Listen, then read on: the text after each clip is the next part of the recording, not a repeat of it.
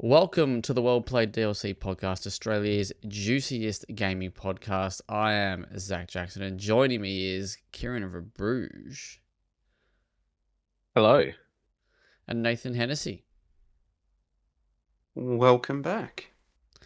It is. It's been a couple of weeks since we've been here, since we've graced your screens and ears. So thank you for letting us relax and play some games. And we're looking forward to chatting a whole bunch of things today, including Metroid Prime 4. Ooh, headliner. Anno 117 or 117, and a little bit of routine thrown in there at the end. Other than that, how are we all? Sorry, I thought I was going to sneeze there. How are we all going tonight?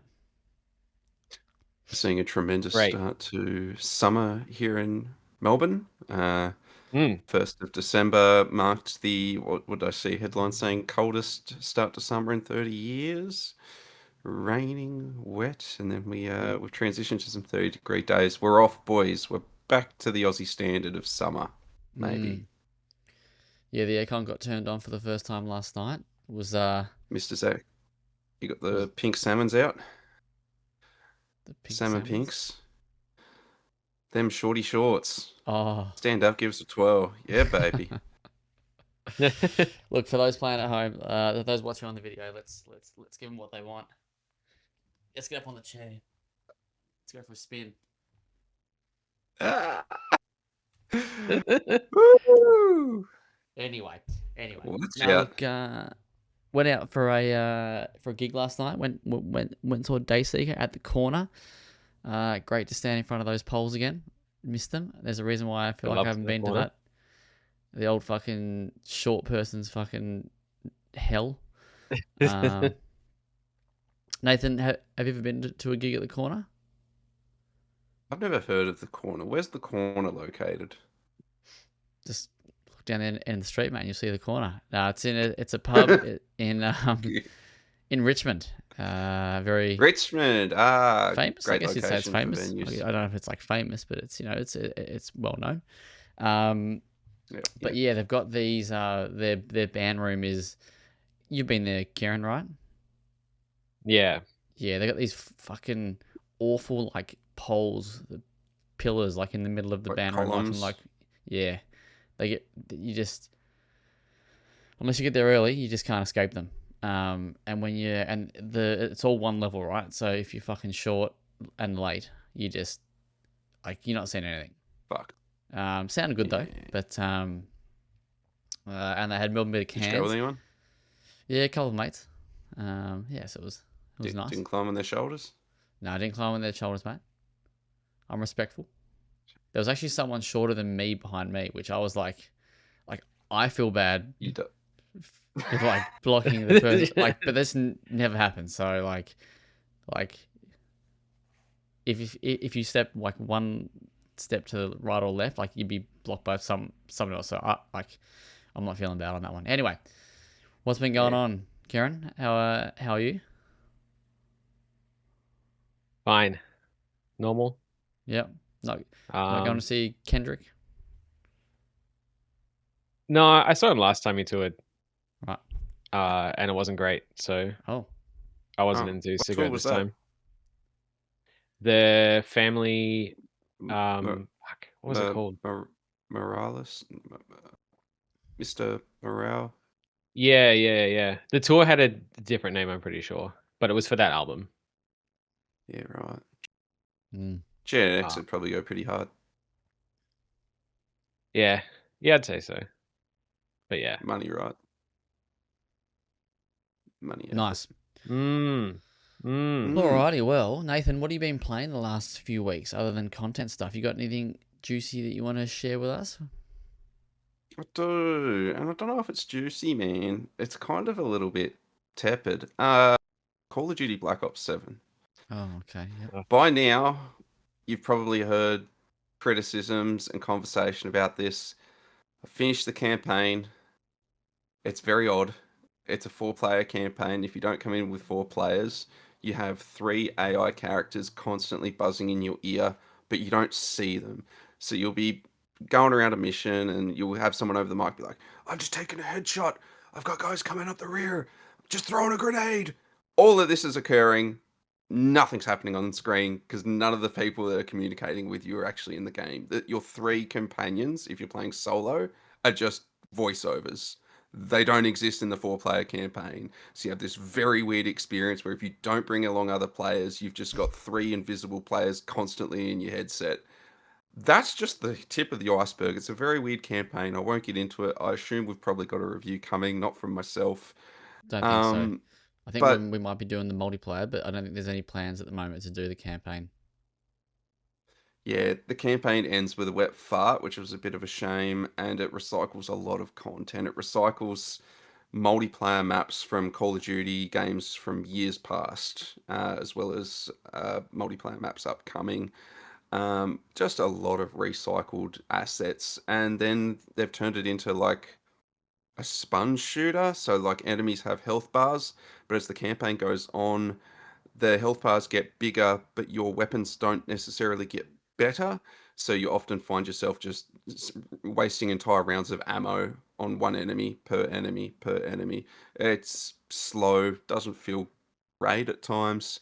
The story's all over the place. With 3 mates, it's probably a good time. There's some funny stuff that happens in there. You get superpowers.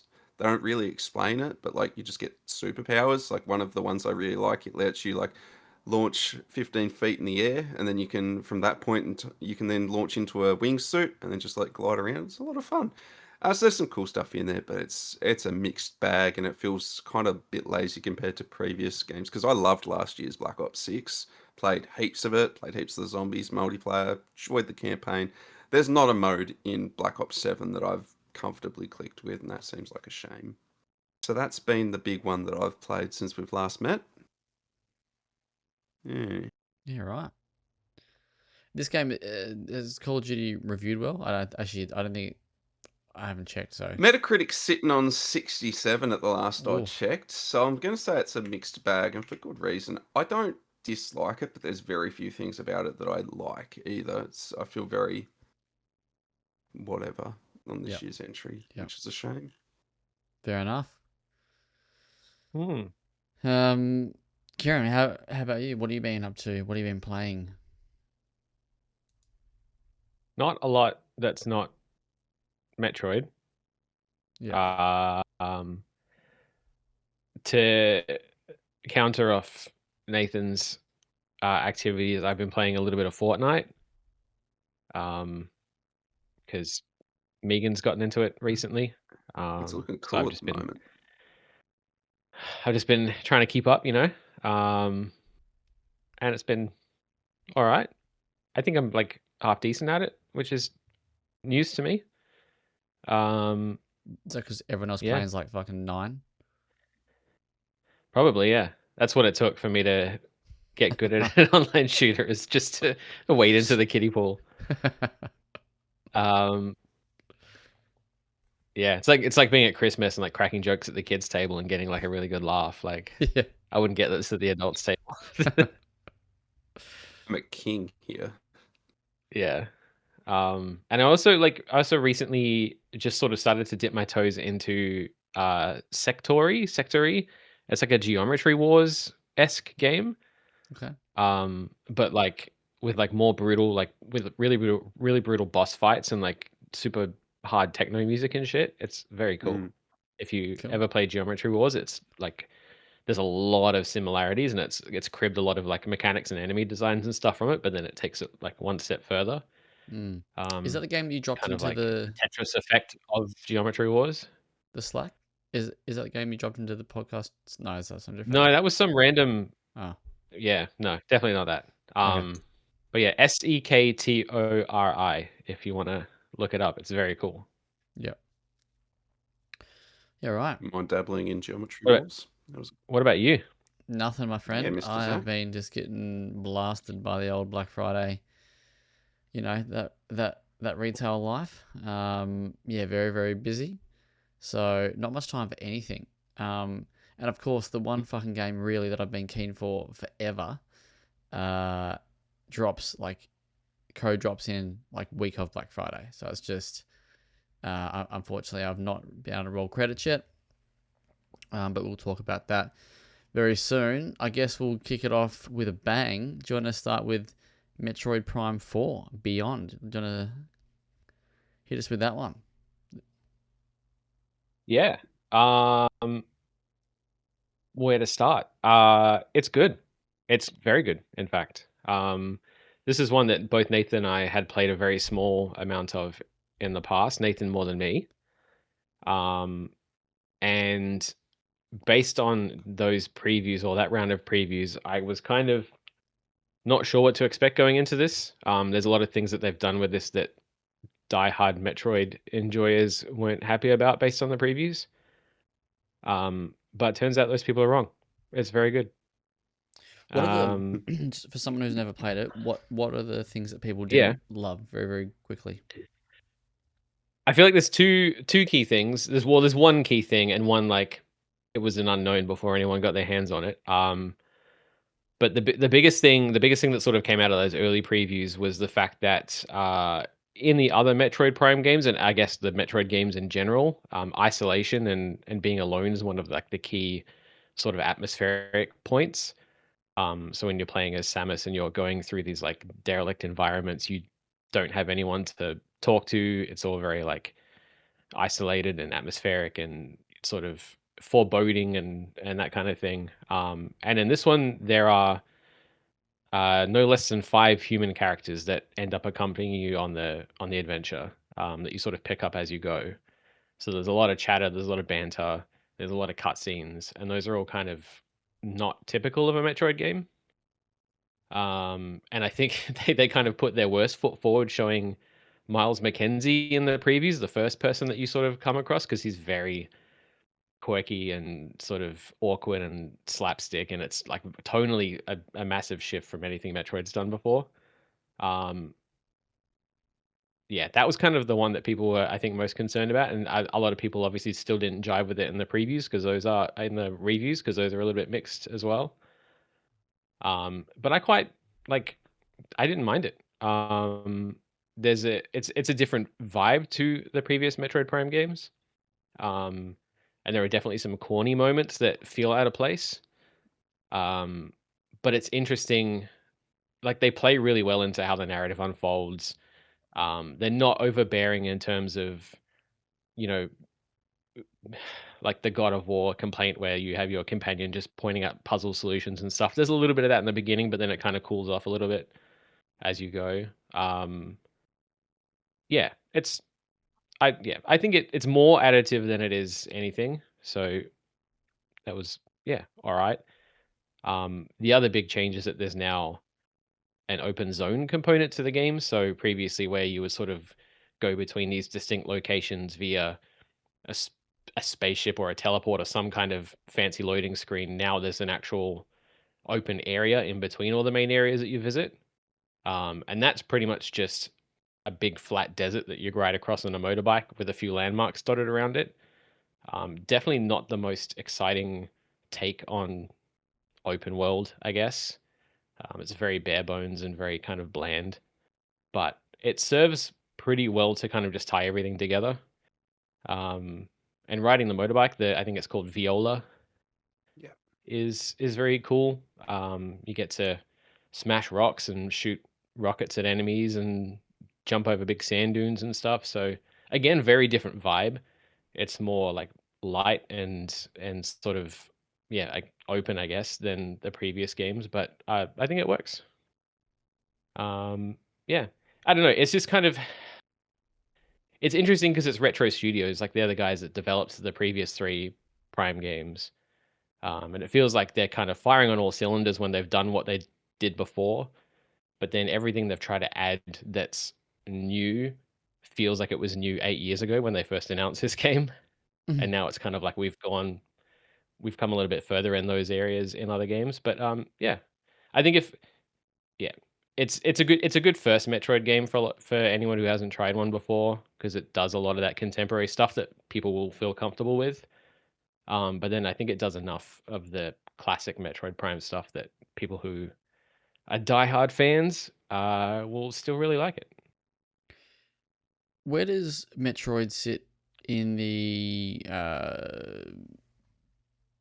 rankings of big Nintendo IP? Is this like a top 5? It's high enough to have gotten a genre named after it. Yeah, well, yeah. It's been a constant since the days of the original NES. So, like, it's definitely a tentpole franchise. Sure. I think it's just the rhythm has been a bit weird in the last few years because they did have that kind of like stop-start development of this game, where they took it away from, I think it was Bandai Namco that was developing it originally, Yeah, or an might be. offshoot of Bandai. I might be making stuff up, but I'm pretty sure it was. But then they sort of, Nintendo famously wasn't happy with it and restarted it with the original Metroid Prime developers. So it's been like, yeah, it's been a good 8 years since they announced this game, and they've only had like Metroid Dread in that time, I'm pretty sure, the side-scrolling one on the last Switch. But I feel like it's a pretty significant release. Yep. And it's, I guess, like the first. Yeah, it's I guess like the first of their more mature output on the Switch too. I say mature, but it's not really like it's it's not Mario and it's not Zelda remasters. It's like a proper new big game with shooting and action and stuff in it. So yeah, Very Rated good. M, so it's mature enough. yeah, it's mature enough for Nintendo. Yeah. Are you is I can't remember if how much we discussed it last time, Nathan, but did you play the previous Prime games? I was so long answer short. I played Prime back in the day on GameCube. Was blown away. I've since Yeah. done the remaster. Oh, Still you did quite play impressed. remaster, yeah. Have never had an opportunity to play the second, and have only played the start of the third, mostly due to access. I'd love to give them a crack. I enjoy the series. Yeah, yeah. It'd be good if they could bring those other two back. Are you going to pick this one up, you reckon? I would like to. It's just not high enough on my list of priorities, so we're going to wait till next year, maybe see a price decrease and a little bit of time open up. But this is very much on my playlist, absolutely. And Nice. Zach, you've never played one? A never Metroid played game one. or a Metroid Prime game? Correct. Have you Wait, played what's any No. Metroidvanias? And that's a genuine question. Because I don't know that he has. At least none that immediately come to mind. Yeah, I would have played Resident Evil. Is Tales of Iron partially a Metroidvania? That's where I went, but not quite. It's close. I'd say a little, but not really. Yeah. I would have played something, surely. But no, like none of the actual games. Yeah. Oh. It's a genre I quite like. Yeah, it's good. I'm still consistently impressed at how well they've translated that style of game, which feels very specific to a 2D platformer or a 2D action platformer, into a 3D game without it feeling like a different genre. Because even though it's got shooting, I would 100% would not classify this as a shooter. I would agree with you too, which is ironic, right? It's odd. Yeah, it's a 3D Metroid game. Like, that's the only way I can describe it. It's so interesting. And I wonder, without going into like story details, this does definitely feel like a kicking off point for a new era. And I wonder how much they can continue to tweak that formula, or if they will just kind of keep doing this thing where it's similar enough for about 70% of the game, and then they try a few new things and they either do or don't work. But yeah, no, it's an odd one because the new stuff is a bit weird. I didn't mind it. A lot of people won't like it, but when it is just being a Metroid Prime game, and when it is hitting those same points, it hits them so much harder than any of the previous games. So even if you don't like the other stuff, I feel like the whole package is elevated just by the quality of the bits that people will be into. So I read your review. The bike, is that something that's new? Yep, that's new. Yeah. Yep. Yeah, and that's strictly with one exception. That's strictly used in the open zone area just to travel between the main environments. Yep. Um, but yeah. Cool. And it's cool. It kind of there's a few upgrades and stuff you can find just like you would with like Samus to make things easier or more accessible or whatever. But yeah, Very good. What score do we land on, Mr. Bruges? I gave it an 8.5, Very nice. which is yeah. That might be the highest Nintendo Switch 2 game that we've reviewed so far. I reckon. Oh, I think I also Bravely did the Default last got an one. 8.5. Oh, Bravely Default, yeah. Thanks, Jim. Yeah. Sorry, I think I more meant first party. First party. Yeah. Yep. Is Bravely Default first party? No. Oh yeah. Okay. Cool. Right. I thought It's surely Square Enix. Yeah. Yeah, mate. No, you're right, mate. You're right. Very good. Excellent. Okay, well, you can check out Kieran's review over on the website. Speaking of things that you can check out on the website, when it's up there, that is not this. That is Nathan's Anno 117 preview. No, sorry, review. Yeah. Yeah, we've done the preview. We've got the review that should be up on the site, hopefully by the time you're listening to this. We've got Anno 117, Anno 117, Anno 117. Every time I try and say this title, I change it and still flub it. Yeah. Pax Romana.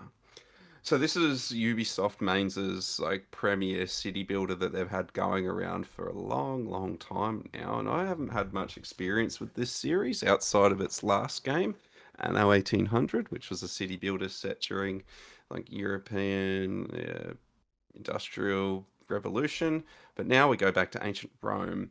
If you've played Anno 1800, much of what you're going to see here is recognizable. And how you play the game is also still follows very much a similar flow. So the formula and pattern of a game like this is you're going to start off with whether you enter the campaign mode or the sandbox mode, they're going to follow the same course. You're going to have a governor. That governor is going to be tasked with building a civilization, mostly on an island to start with. You'll have a trading post. You'll build some roads. You'll populate those roads with homes. Those homes give you the people. Those people have needs. So now you've got to satisfy their needs. You've got to provide them their food, their clothing, and their services as well. Once they're happy, you can upgrade them to a higher class of citizen, and a higher class of citizen will have more skills, be able to work in more industries, but also have a higher level of need. So this becomes an engine building repetitious cycle where you're constantly expanding, getting more people, upgrading those people, and then satisfying their higher demands of needs through things like building more industries and trade with your neighboring governors. Events start out in Latium, particularly with the campaign, where our governor, our newly established governor, you're given a choice of a couple with a fairly weak story mode that I'll get to, which is a shame. And again, like I say, you build up your civilizations in Latium, so your Roman province, and then by the time you've reached Act 2 of the campaign, or you've made some way into the sandbox mode, you'll be able to go to Albion. So it's kind of like your Britannia, your England, so to speak, where you can set up some your empire in that province as well. And then once you've got these two provinces set across the world popping off, you'll be able to trade their exclusive resources with one another. That opens up more building options. So as a city builder, that's kind of what you're going to do on paper, build cities. Once an island fills up, you'll look for a next island to start populating. And by the time I finished my time with this, I maybe had about 8 or 9 islands popping off in my session. And that's a lot of attention, guys. That's 9 sets of like societal demands that you've got to keep abreast of. But the long of the short is, if you're a new player, like relatively like myself, this process, as I starts very small scale and gives you a great onboarding experience because you're just starting with small potatoes, you're putting out small fires, and you're heading towards small milestones. Gradually, all this expansion opens up things like a very flexible skill tree where the more milestones you meet and the more research power you have is going to open up more and more branches in said skill tree.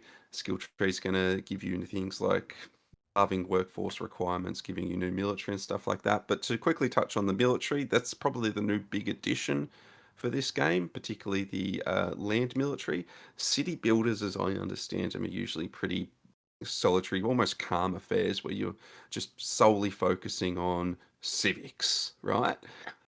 Anno 117 reintroduces land combat as well as 1800s naval combat, which wasn't something I was expecting here. I wanted a chill time, and combat means like RTS competency. Like if you've played StarCraft or Age of Empires, I'm clicking on barracks, getting my little troopers, putting them in little clusters, and then sending them at enemies. It's all very real-time strategy game from the year 2000 onwards. If you've played any Age of Empires or shit, you know what to expect. Fortunately, though, it's not as difficult as those games. You're only given a couple of handfuls of different units to choose from. It's not overly complex, and combat plays out very slow, so it doesn't require like very fast input, action, movements, stuff like that. You can kind of just get your clusters and send them at enemies. Combat's not a big deal. It's pretty low stakes to start with. It does have a high challenge ceiling, but I don't think players that prefer a more quieter city building experience are going to be too overwhelmed by this. And indeed, as long as you've got a big army, most folks won't fuck with you. So as much as you're engaging with the military by just building armies, that's probably as far as you'll have to go. Just big army, scare off everyone else, happy days. Ultimately, my time with Anno 117 wasn't too surprising. As I said, most of the game looks and feels much like 1800. It's got the same interface, all the same buttons are in the same locations. It kind of just plays the same, and the tutorial almost starts off identically the same as the previous game. Which is to say, it's a little bit of a shame then that for a game that we've been waiting for 5 odd years or so, and it is a sequel, there's not much new here other than a settings change and that introduction of land combat. Um, I was expecting there to be a little bit more polished, particularly because the interface is almost exactly the same. Unfortunately, it's quite frequent in this game that the interface wouldn't work for me, which is not something I had in the preview.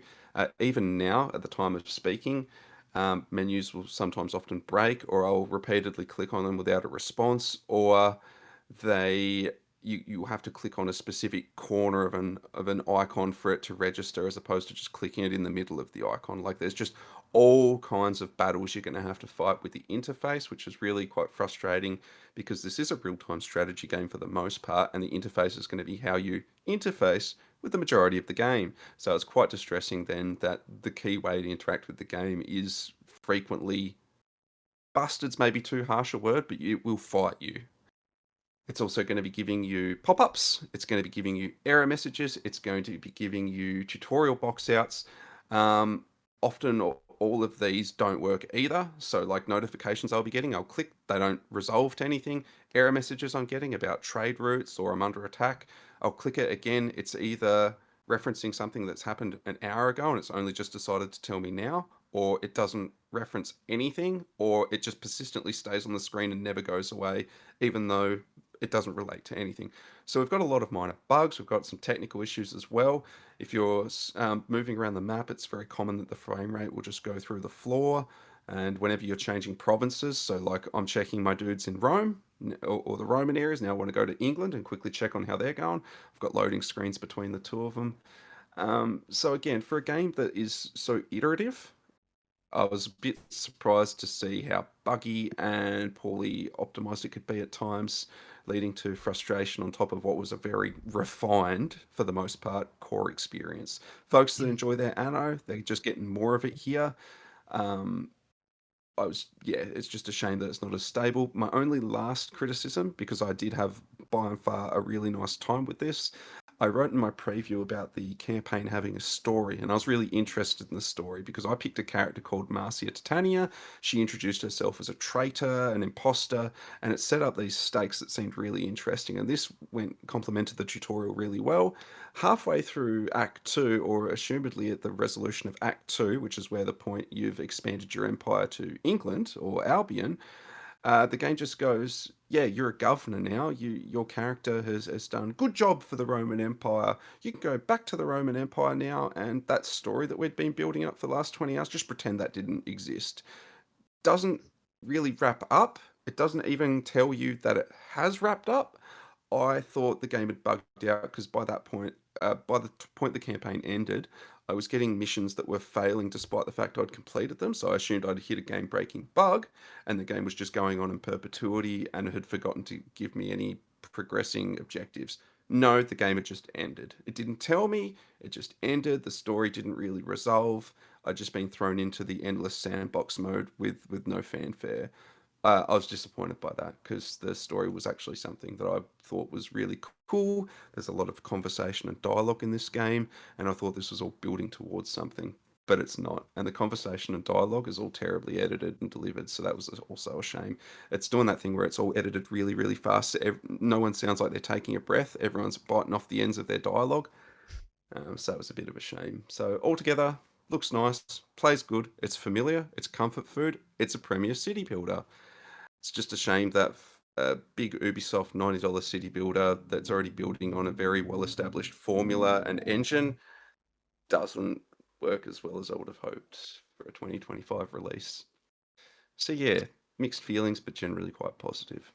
Anno 117 Pax Romana. I think we're going to give that I'd like to see that get a 7 to 7.5. That's where we're hovering on that one, guys. Nice.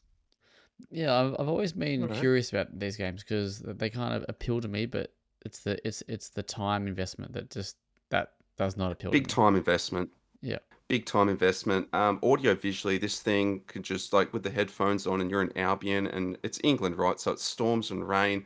The audio technical presentation is sublime and just draws you in so much so that the hours would tick by, right? It's one of those games where you just don't notice that time's going by, but it does demand time. Yeah. And it's slow, but I didn't mind that. Yeah. Yeah, right. I'm curious. Maybe I'll give it a dabble at some point.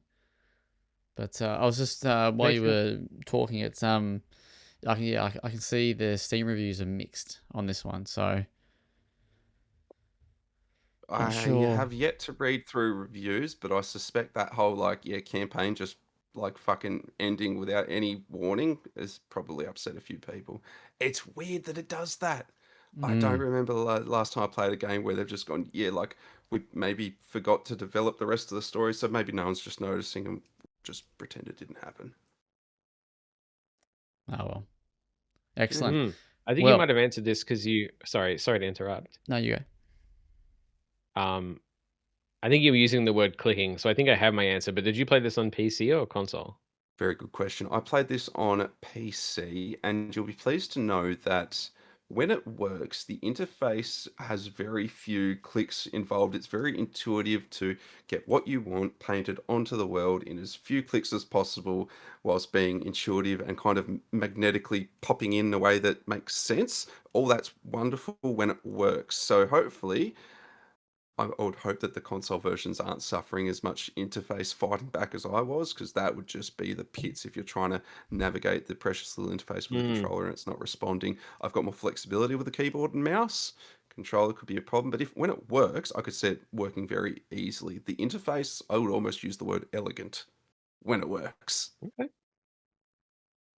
Nice. Kieran, you going to check this out? I might.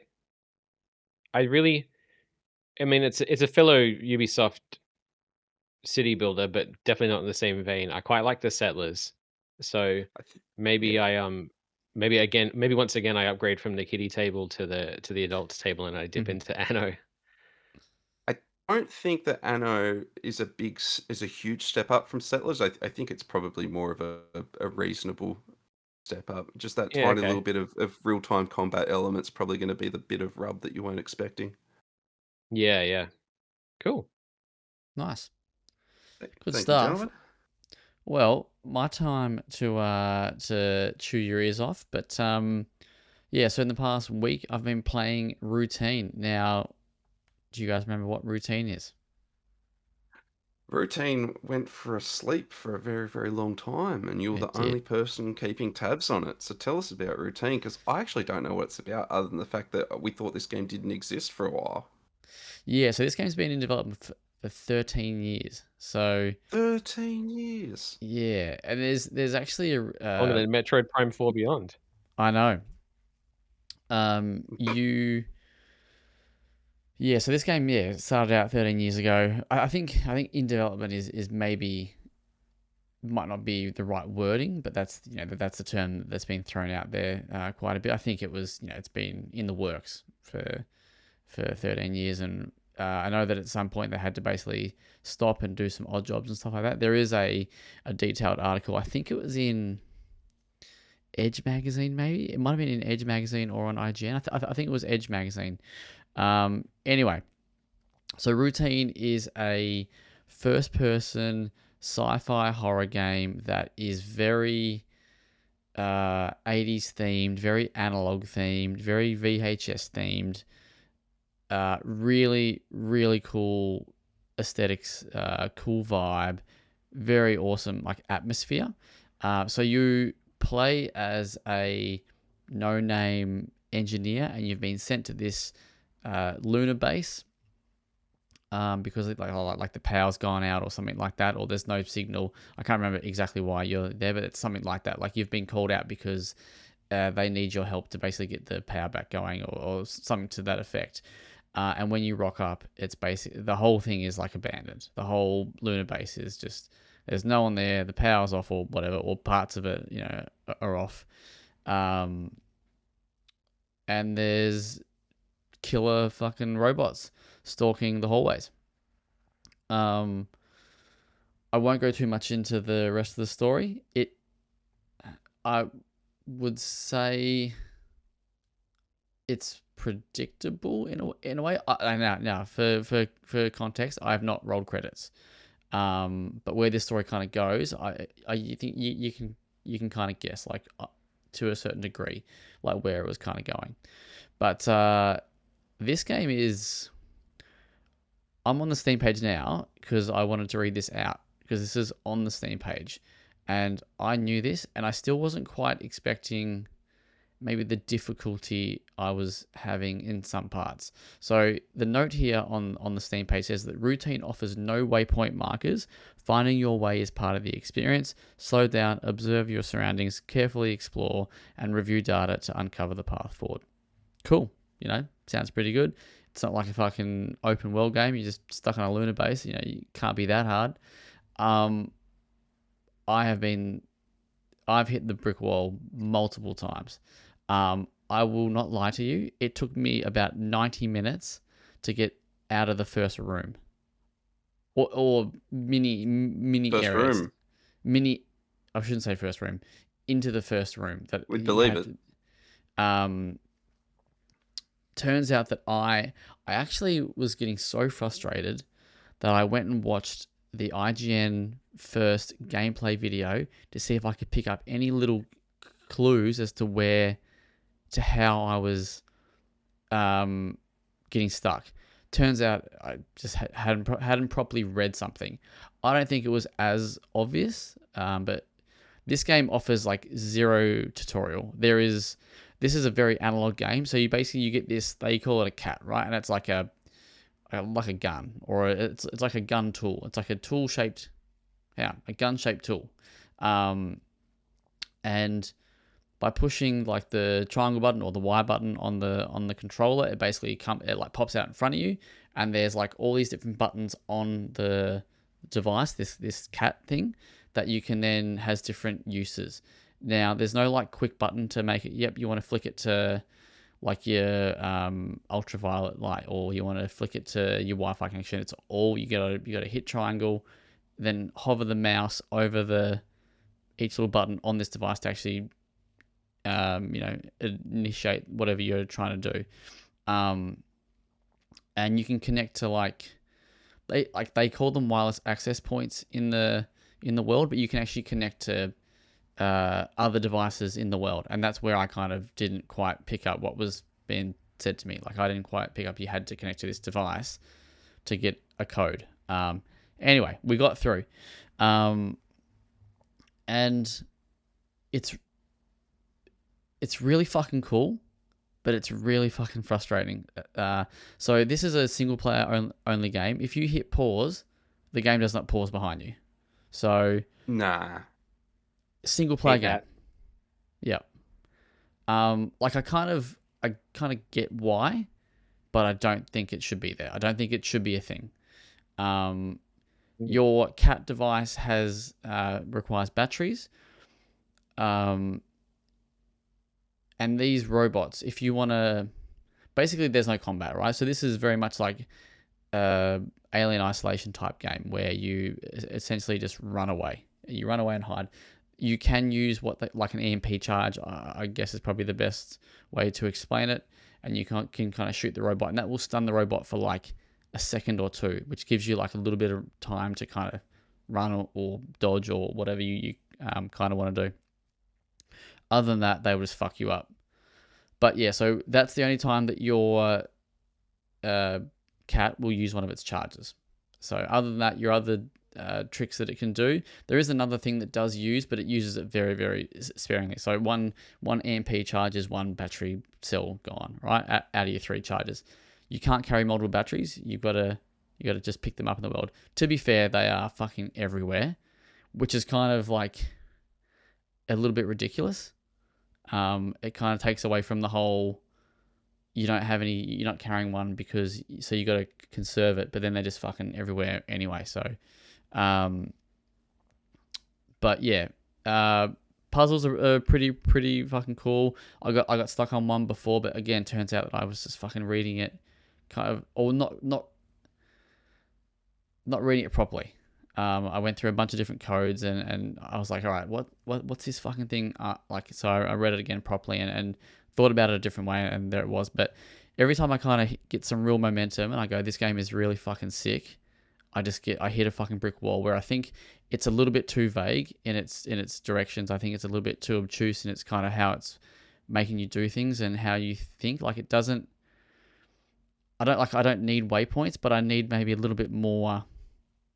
Just some signposting. Yeah. And a lot of the time it's like there was one room, and another reviewer that I know has got stuck in a couple of the same spots that I've been stuck in. And there's one room where you go into like a electronic store. I think it might be like an electronic store or a DVD store or something like that. It's some store, and like the gate shuts down, and you have to basically unlock the gate to get out, right? So whatever you need to do, it's in that room, right? But sometimes it's just it's not quite as clear, and everything, like I said, it's very analog. All the stuff, all your manuals and stuff, you have to like go to like a little terminal.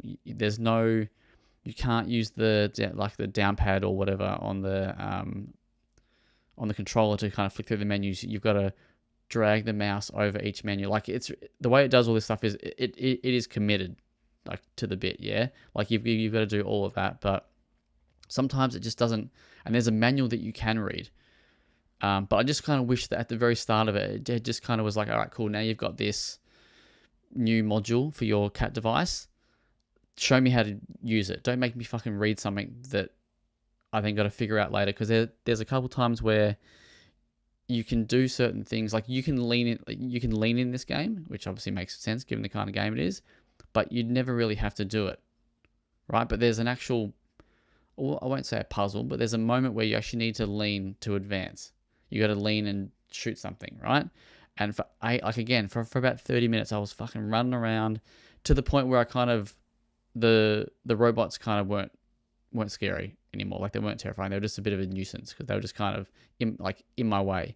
Turns out that I just had to lean around a corner and shoot something, right? Like, but prior to that, like I've never had to lean at all. But right at the start of the game, it does give you like a little mini tutorial on the controls, and it says, yep, you can stand up and you can look, you can look a bit higher, you can look under like tables and stuff like that, and you can lean.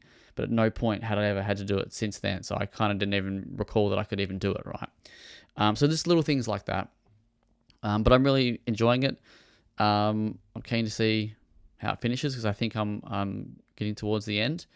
The back half seems to be a little bit different to the first half. It's changed a little bit in its enemy variety.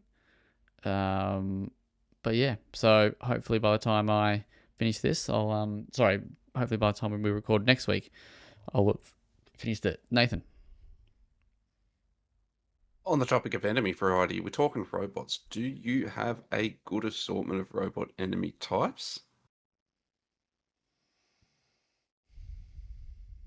No. There's 2 robots. There's I was basically afraid you were going to say that. there's like the fucking T-1000 from Terminator, which fucking just stalks you and follows you around, and then so when you get caught, the game always gives you a second chance, right? So it'll pick you up and it'll throw you, I don't know, 10 meters in the wherever in the distance, right? And then you've got that next time, you've got that to escape. So if it comes up to you again and it fucks you up, like it catches you again in the next 30 seconds, that's when it kills you, right? So, but the second robot, at least from what I've played, does not kill you. So when I say enemy variety, the game kind of switches things up a little bit in the second half of it. Okay. The other thing that really actually shits me is, and this might just be a me thing, but you can't map the sprint button. You have to push it, and you just fucking run like you fucking So you can't make it like push the run. Nah. So you know how you want to just hold the run button and then just stop when you want to stop. You just got to fucking push it, and he'll run like fucking Forrest Gump, mate, until it's like all Forrest done. Gump. What's annoying? So if you're trying to sprint away from a robot, the robot catches you and then throws you. As soon as you get up, you'll fucking start pinging again. You just you don't stand still, and it can sometimes you can run straight back into the robot because Right. Does that make sense? Not really, but I'm trying to picture it. It seems daft. So you push the button and you just run non-stop, right? But if the robot catches you while you're running, and he throws you to the ground and you get up, as soon as you get back up, you haven't unpressed the run button. So you'll just start running again. You serious? And depending on which direction you face up in, you might run straight back into the robot. That's funny. Yeah. It's just slight little quirks like that. But yeah, you can. Yeah, so all your so you've got this tool and you can connect to these wireless points, and on the wall is where you'll save. You'll see your tasks and stuff like that. So it's pretty cool. I think you would like it. Wait. Did you like Alien Isolation? Me? Yeah, or both of you? Yes. Yeah, I think you'll like this. I didn't play much of it, but I enjoyed what I played. Yeah, I think you'll like this. The sound design is fucking sick. What's that? Bit of hide and seek, is it? Yeah, but it's. Let me finish it first before I commit to that next line. So I don't want to commit to that yet. I found Alien Isolation frustrating. I found it a bit annoying. I did too. Sure. Yep, me too. This is kind of there, but I'm not sure how it's going to play out yet. But I think you would like. I think you would like, because you like that spacey sort of shit, don't you? Sure. Spacey sort of shit. Yeah, that's great. Kieran, you got any interest in this? Yeah, maybe. I do like the idea of the setting and like you said, the whole like analog, like very tactile vibe. Yeah. I do like a bit of sci-fi horror. I don't like the hide and seek type horror games. But I think I'll give it a crack and see how I go if I get around to it. I wouldn't say it's. I got to a point where I was trying to do a certain bit, like right when I was trying to figure out, but I ended up just being able to run around the robots. Yeah. Okay. Yeah, like once you kind of just stop being a bitch and stop being scared of them, you can kind of you can learn to avoid them. And once you know that, like, if you get caught once, they're going to throw you, you can basically run and hide. And there's safe areas, I guess, if you want to call them that. Yeah. That you can go where they can't get you. But yeah, what's also really cool is, like I mentioned the sound design, right? There's lots of silence in this game. There's lots of just nothing here other than just your fucking footsteps. And the way that, and I remember reading this when they talked about how Mick Gordon was involved and then kind of left, but gave him a lot of notes on things. Like, and it was really like about detail, like how a particular door might open up in space or something like that, right? Like I'm paraphrasing, but things like that, just to kind of give it the most immersive kind of design. So yeah, and it's yeah, it's really cool. I think the way that it does sound is really cool. They said it's about fucking 5 to 6 hours, I think, or 5 to 8 hours. I'm on about 10. So give you about 15 to 20, eh? Yeah. Look, I'm just glad that there's someone else that I know that is having similar issues. Anyway, And they're delighted that you didn't drop their name. I never would. Yeah. Would never shame someone like that. It's not part of my routine. Used to shame. Oh, shut up. I remember Adam copping it relentlessly, but go on. Yeah, but he deserves it. When he's not here to defend himself. Absolutely. Yeah. Speaking of Adam, he reviewed Possessors, so we'll quickly give him a little shout out. He says, beautiful yet flawed Possessor, open bracket, S, close bracket, misses the mark with its blend of Metroidvania. We know where that's from, don't we? Blend of Metroidvania exploration and brawler combat, resulting in an unfortunately frustrating fusion. Gives it a 5. Oof. Ouch. Did not rate. Did Mr. Ryan. There's a couple of other shout outs there. We might give one more if the webpage loads. There it is. We'll go Heimer 2000, which is Jade S. She has scored that an 8 and says Heimer 2000 eschews traditional storytelling instead of offering players the opportunity to piece together a fragmented narrative using the very computer terminal that you have been sent to decommission. A starkly haunting exploration of what it means to be human. The experience will stay with you long after its end. Sounds kind of neat. Yeah, this one interests me. I didn't know a lot about this game until I read Jade's review. But it does seem very, very cool. Yeah, well, there. I think that's it. Yeah, I think that's it for shout outs. So, yeah, nice job, everyone. Good job, team. All right, well, let's hit the news quickly. There's not really a lot of news that we want to talk about because there's not much that's been going on. I think a lot of the big news is for next week. But a couple of quick little wraps. Kieran, your mate, Ball Pit, is getting 3 new updates next year. So, you happy with that? Yeah, I'll be glad for an excuse to dip back into that game. Nice. Really, really enjoyed it. So good to see it's jump on that.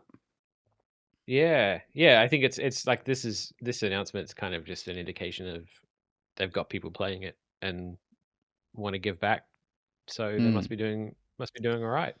Did I read that they said that they did like 1 million in sales or something like that? Or did I might have made that up. Yeah, they sold through 1 million copies. So okay, there you go. Yeah, nice. That's good. Not That's bad. Great. Not bad. Yeah. Absolutely. And other news, the Aussie, I'm pretty sure it's Aussie made, as in all Aussie made. Bejeweled movement shooter Don't Stop Girly Pop is releasing in January 2026. The date is the 29th, is it? From memory? 30th, sorry. The 30th. Yeah, and they're a Perth team from the looks of it. Yeah. Have you played this? I played a little bit of it. Well, very small amount of it at an industry event. I can't remember if it was free play or if it was just PAX itself or whatever. But yeah, I'm super, super keen for this one. Nice. It looks like a lot of fun. Nathan, are you keen to check this one out? Looks just like your kind of thing.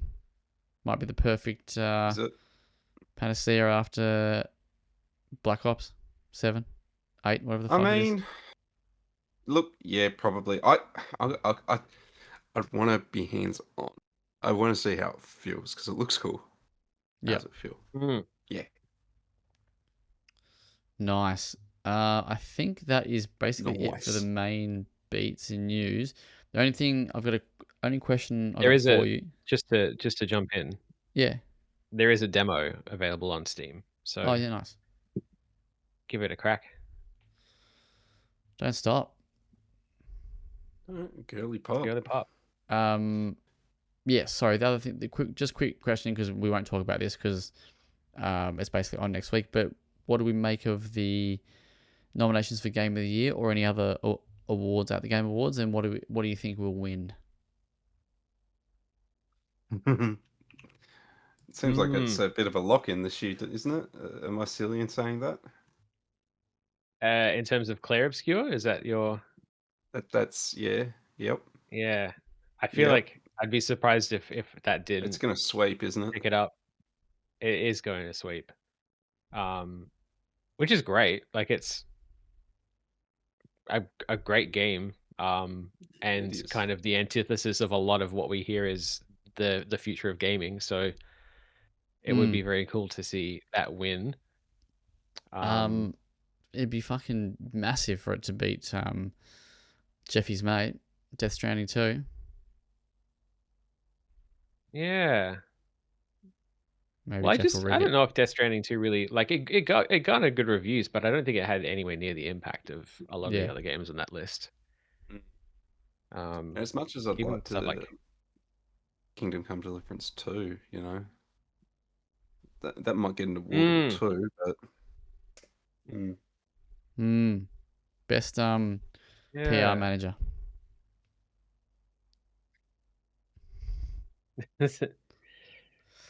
Yeah.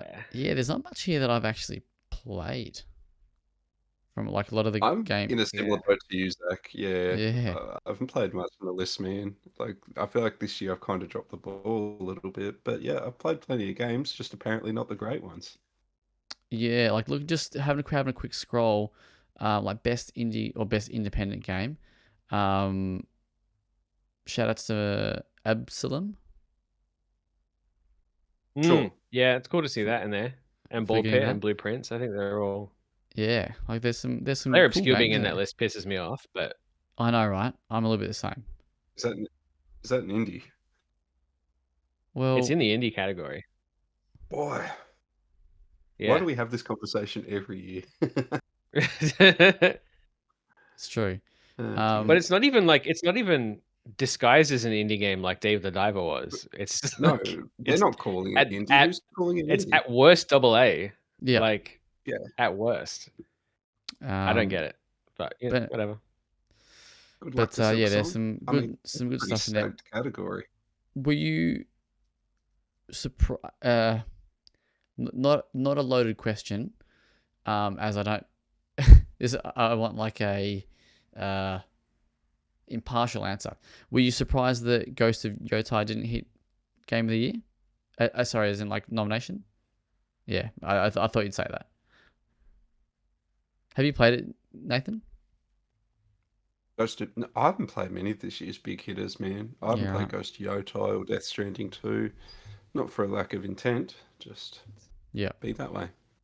Fair enough. All right, let's get into the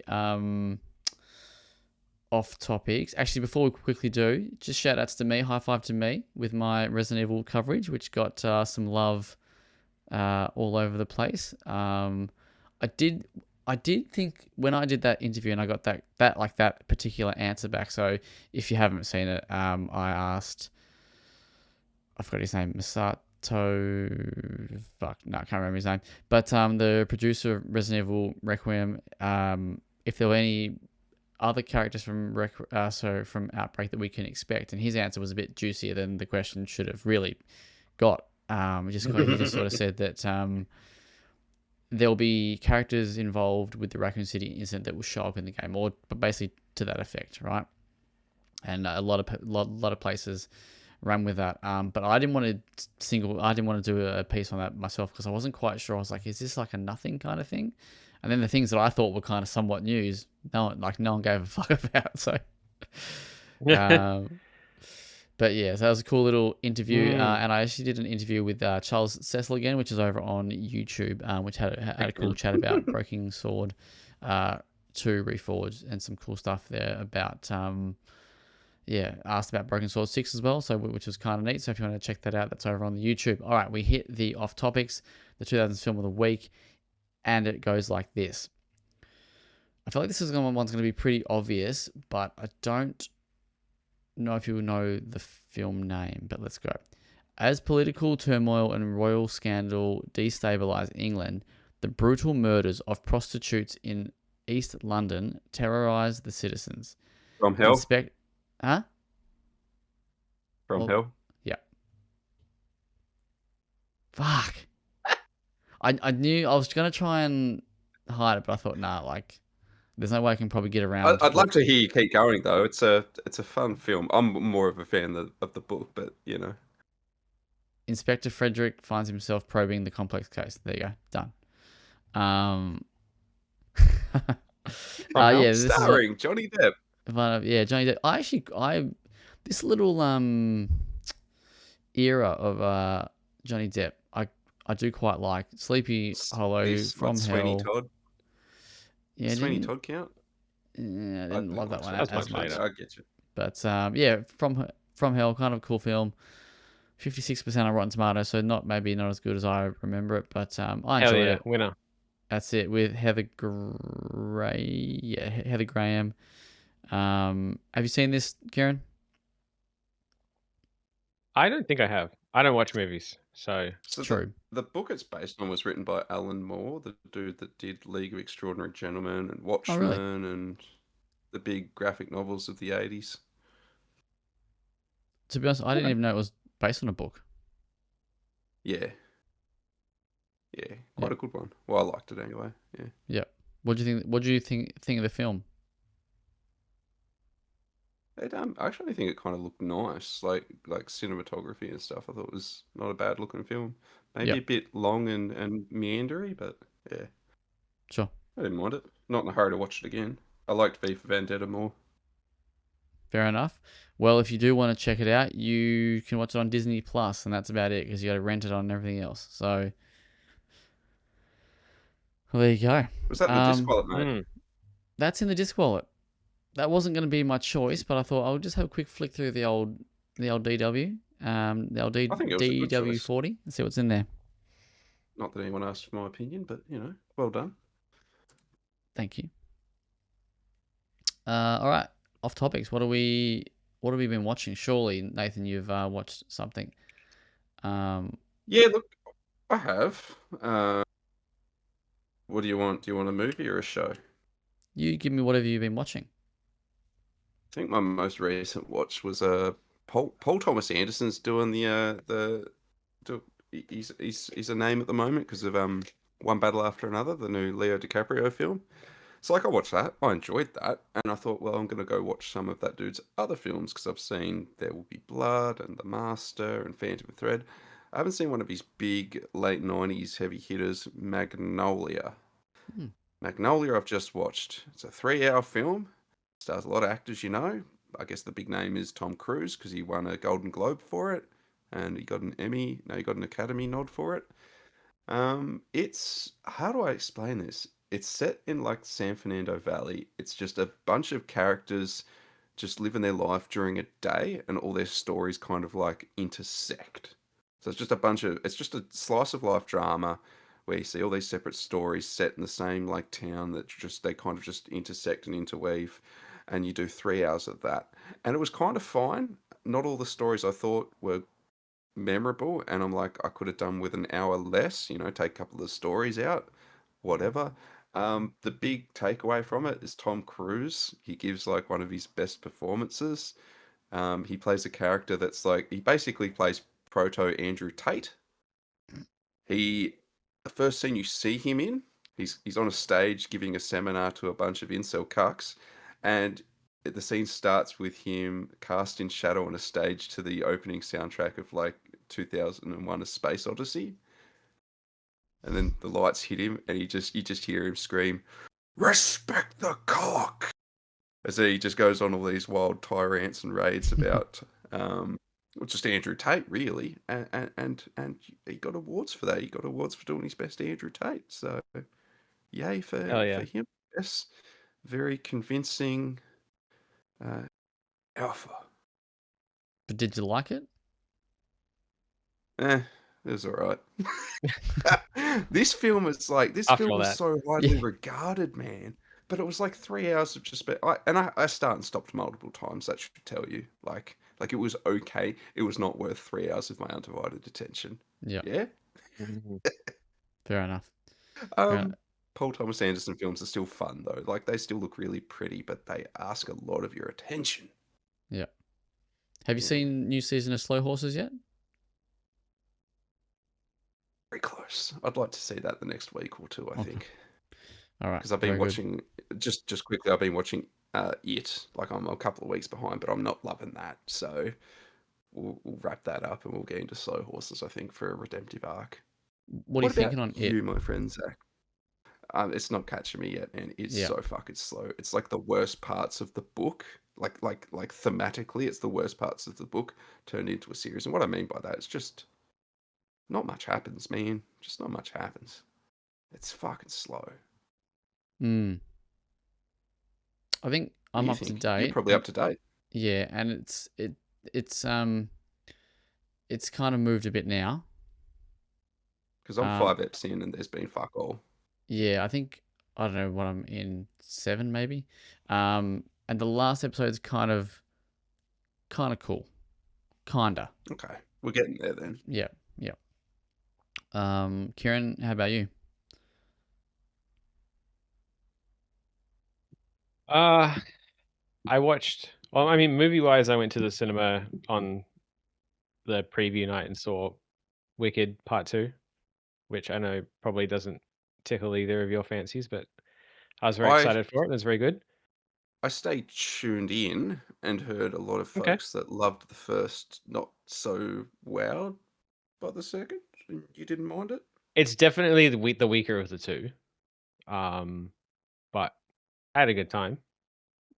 I don't know enough about these series. Are they building for? Are we going to get a trilogy out of this? Or do you think? No, this was it, because this is based on the stage play, which is based on a book, and that story wraps up in this movie. So, which is then based on The Wizard of Oz. But that was cool. When you sent me that picture, I was like, I didn't know there was a second film, so I thought you were going back to the cinema to rewatch the first one, and I was really confused. You probably would. So yeah, it's definitely one of those films. It's more of like an event than anything, like the kind of thing you would go. Like we went like the night before opening, and they had like themed cocktails, and people sing along to the songs that are from the stage play and that kind of thing. But I think if I rewatched it again at home, I'd probably enjoy it less. It is definitely the weaker of the two films. I haven't. I really want to. I've seen like enough bits and pieces of it, and heard the songs and stuff. So there's a lot of musicals that I've like seen entirely through the medium of listening to all the music from them. But yeah, I finally sat down, like found the time to sit down and watch Frankenstein, which I've been putting off for ages, like Guillermo del Toro's Frankenstein. Still on the list. Which I've been super, super excited to watch for a long time, because I, love his films and love the idea of this film. Finally had 2 and a bit hours to spare, or whatever it needed. Watched about the first 40 minutes and fell asleep. So now I have to find that 2 and a bit hours again so I can start it again and watch it. But those 40 minutes were pretty interesting. Did you? Okay, so did you fall asleep? I wasn't bored. Yeah. Okay, right. No, I will fall asleep through. I'll be playing fucking Fortnite and having a blast and just wake up the next morning. So that's just how I'm built. Are you serious, bro? Like, is this actually like if you fallen asleep mid game and woken up on the couch the next day? Like, is that pretty much every day, like in the middle of the day? Wow, my body could never. You are No. built different, son. Yeah. Yeah. Well, I watched Frankenstein. Hats off to you. Did you like it? Yes. I don't know if I liked it as much as I was trying to convince myself I liked it.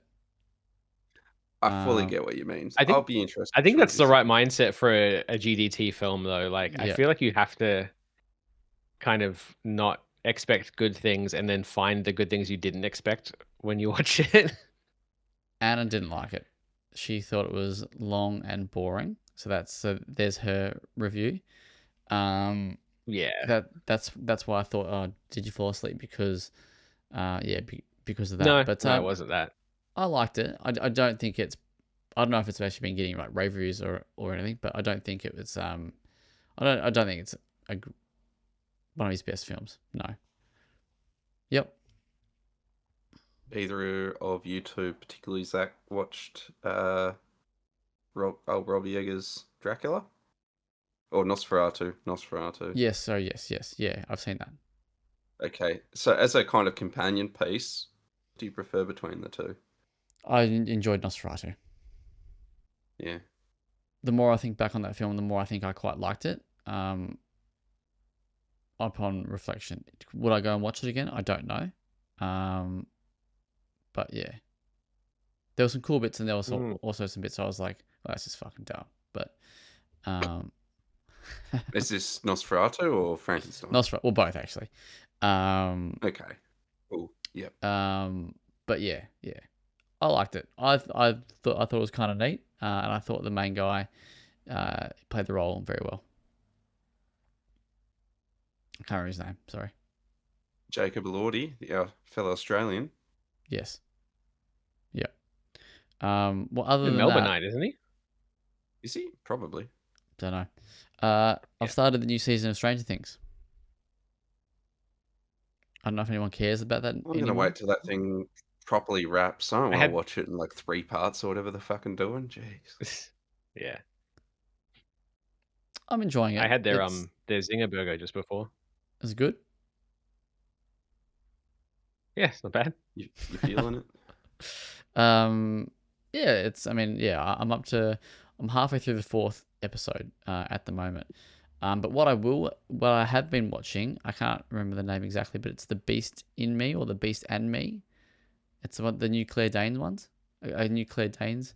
Oh, on Netflix. Yeah, this looked cool. It's really fucking cool. Yeah, The Beast in Me. It's really cool. I watched the trailer. Yeah, I'm interested. And I think she's a really good actor. She is. And yeah, I think she does. Yeah, she's really good. Yeah, this is very cool. I haven't finished it yet. I'm maybe 2 episodes away from the finish. Because I kind of wanted to start Stranger Things, but yeah, really enjoying that. And Down Cemetery Road on Apple TV. Fuck, there's so many different ones. I think it's on Apple TV. With this one with Emma Thompson. This is also kind of cool as well. So, yeah, that's been me. A lot of good media. Well Well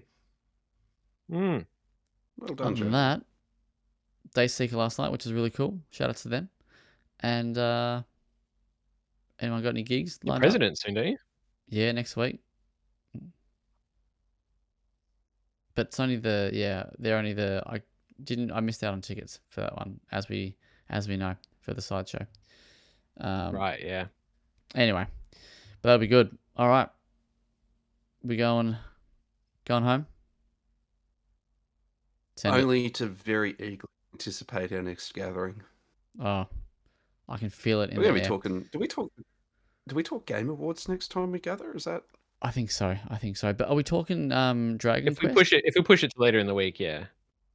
Let's just talk our logistics for the live audience. Yeah. Yeah. Yeah. But no, I'm just building hype. I'm hyped. Dragon Quest? Oh yeah, we didn't discuss that, did we? That's okay. I wasn't sure if it was because of the embargo, but whatever.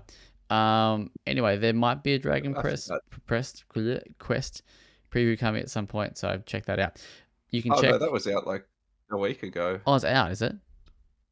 Yeah. Oh, man, I've got to discuss it tonight. I've lost all track of time on with fucking Black Friday. All right, you can check us out on the socials, on Blue Sky, on Twitter, on Instagram. Actually, no, don't go there because I'm not very good at that. on Facebook. You can also go to YouTube and check out the content there. WellPlayed _AU, something like that. You'll find it. You'll see the till. Click follow, whatever it is. And other than that, have a great weekend, and we'll see you next week. Laters. Looking forward to it. Ciao, ciao.